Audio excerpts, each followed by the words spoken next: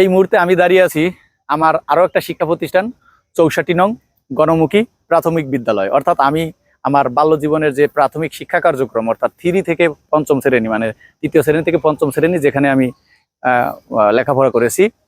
পিছনে একটু জুম করে দেখাও বাড়ি, ওই যে একেবারে ৬৪ নং প্রাথমিক বিদ্যালয়। আর এই পাশে হচ্ছে যে মানে আমাদের যে অবকাঠামোটা নষ্ট হয়ে গেছে সেটা, আর একেবারে পশ্চিম পাশে ওই যে ওটাও ভেঙে গেছে। আর আমাদের এই যে আমি এখন যেখানে দাঁড়িয়ে আছি, আমি মূলত এইখানে পড়াশোনা করছি। এখানে একটা ইয়া ছিল, এই যে এইখানে ছিল, এখানে মূলত ছিল একটা কাঠের ঘর, যেটা দিয়ে জল পড়তো আর পড়াশোনা করতাম।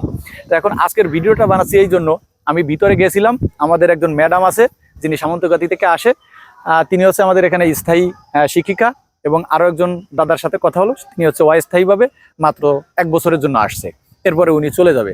তা এক ক্লাস হচ্ছে 3 জন ছাত্রছাত্রী এবং অন্য ক্লাস হচ্ছে 4 জন ছাত্রছাত্রী। এই বেহাল দশার কারণ হচ্ছে আমাদের এই শিক্ষা প্রতিষ্ঠানটায় কোনো শিক্ষকের সমাগম নেই। অর্থাৎ প্রাইমারি নিয়োগের পরে যে নিয়োগটা হয় এখানে আসে, কিছুদিন থেকেই চলে যায়, কারণ আমাদের এলাকার রাস্তা খারাপ। এই রাস্তা খারাপের কারণে দূর থেকে, কারণ আমাদের অঞ্চল থেকে খুব একটা প্রাইমারিতে নিয়োগ পায় না, যেহেতু দূরে পায় তারা আসলে স্কুলে আসে, স্কুলে এসে চলে যায়। তাই আমি ঊর্ধ্বতন কর্তৃপক্ষের কাছে বিনীতভাবে অনুরোধ করব আমাদের শিক্ষা ব্যবস্থা বা শিক্ষা কাঠামোটাকে ঠিক রাখার জন্য। এই যে প্রাইমারি নিয়োগের প্রক্রিয়া মনে হয় একেবারে শেষের পথে, কিছুদিন আগে যে নিয়োগটা হয়েছে, আমি অনুরোধ করব তার সেখান থেকে অন্তত 2 জন শিক্ষক যেন আমাদের এখানে দেয়া হয় এবং আমাদের শিক্ষা কার্যক্রমটা যেন অন্তত বেঁচে থাকে, এটুকু আমি অনুরোধ করতেছি সবার প্রতি। এই অনুরোধ রেখে আমার আজকের ভিডিও এখানে শেষ করছি। ধন্যবাদ সবাইকে।